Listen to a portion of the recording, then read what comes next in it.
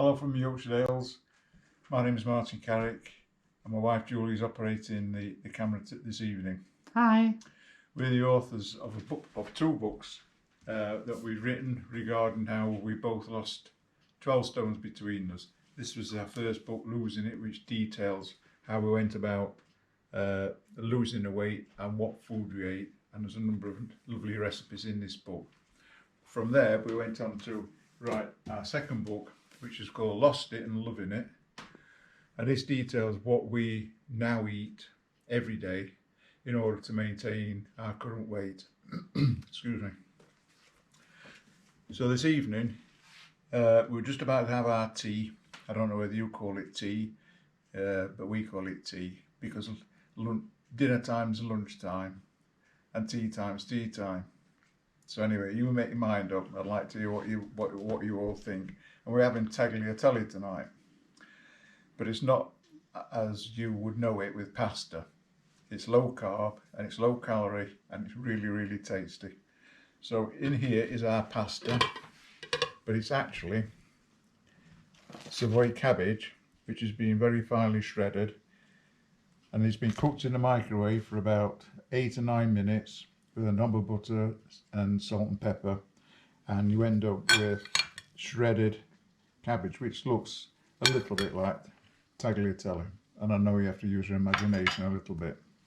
While that was cooking in the microwave, excuse all the water, I've just drilled everywhere there.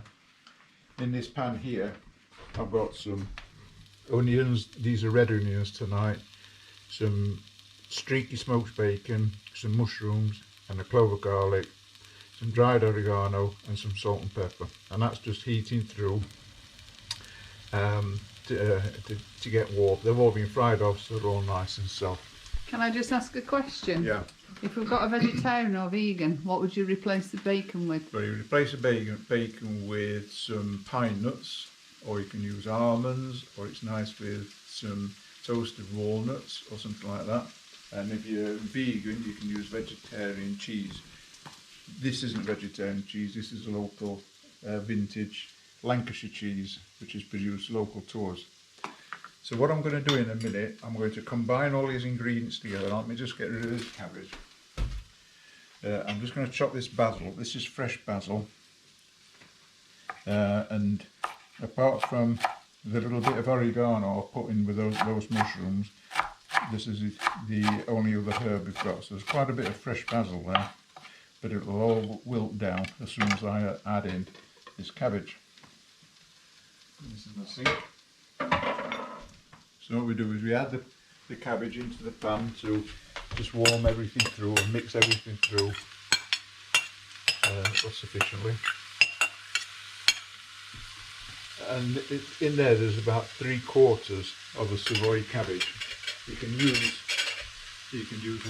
white cabbage, but if you just pre-cook it in the microwave first, it saves loads of time, and your tea will be ready within sort of minutes rather than half an hour or an hour or so. So can you use sweetheart cabbage? And yeah, you can use sweetheart cabbage. Red cabbage?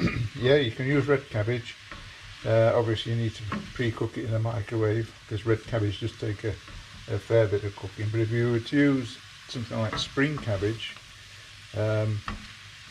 you don't have to pre-cook that in the microwave.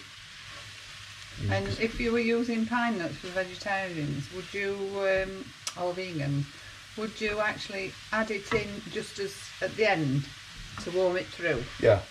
Or would you toast your pine nuts? Because I like mine toasted. Yeah, if you'll, I'll just go into this cupboard and I'll show you what we've done with our pine nuts. Our secrets. Yeah, this is our secret storeroom cupboard. We toast all our pine nuts like that, and we just pop them into an airtight container so that when we need to use them, they're all ready to do. And that's the rest of ours. That's our nut butters. And this one here, I'll just show you while we're onto it, and this is a recipe that'll come on another day. This is hemp seed and pine nut butter. Oh, and it's beautiful. This is something that we just tried recently, but it's absolutely gorgeous. It was more of a mistake than what we intended to do though, wasn't it? Yeah, and that's ideal for for vegans and vegetarians as a excellent source of protein. It smells divine. So there you are. You can see all this is all mixed together. Something else as well you can use, vegetarians, in this is you can add in homemade pesto, of which is the recipe for that in our first book. This recipe is also in our first book as well for Tagliatelle, but you can more or less use any ingredients you like. It's a really tasty recipe. So you can see that's all getting warmed through now. And what I'm going to do now is I'm going to add the cheese in. Delicately for your thoughts. Yeah. Don't want to waste any. And I'll mix that in, and that'll form like a little bit of a sauce or a glaze. You can use Parmesan cheese, that's really nice. Just be careful how much extra salt you add to it, because Parmesan is really salty. And if you like a little bit more liquid to it, you can add some cream or some creme fraiche, or even a little bit of white wine. And as the cheese melts, it produces its own sauce. So you can see that cheese now is all melting through. And the only thing we've got to add there is the fresh basil. Do you leave the heat on before you add it? Yeah, just leave the heat on and it just wilts the basil through. Fresh basil is almost like spinach. Yeah, you can use quite a lot of it, and it just wilts down and adds that lovely basil flavour, Italian flavour to your dish. So as you can see, that's nearly all finished now. And that's going to be our tea tonight.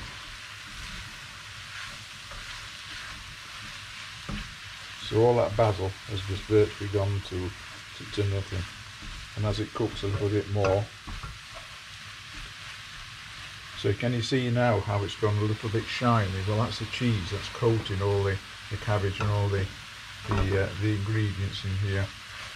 And as I say, you can add a little bit of wine or cream. And that's basically it. We just serve that up into big pasta bowls, and that'll be our tea. Anyway, if you've liked our video tonight, you can see more videos if you press the subscribe button on YouTube and hit the notification bell at the side. You'll get a notification of any further videos. If you'd like to buy one of our books, you can buy them through us by contacting us on julianmartinlosinit@gmail.com, and we can send those out to you, and they're all personally signed.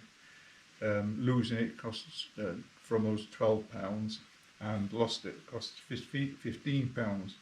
Or if you're interested in buying them both, you can buy them both at £25. Just in time for Christmas stockings. Yeah, just in time for Christmas. Yeah, that's just around the corner. And I don't think there's anything else to add to that. Is there anything you want to add, Julie? No, thank you for watching. Thank you again. We'll see you soon. Bye. Bye.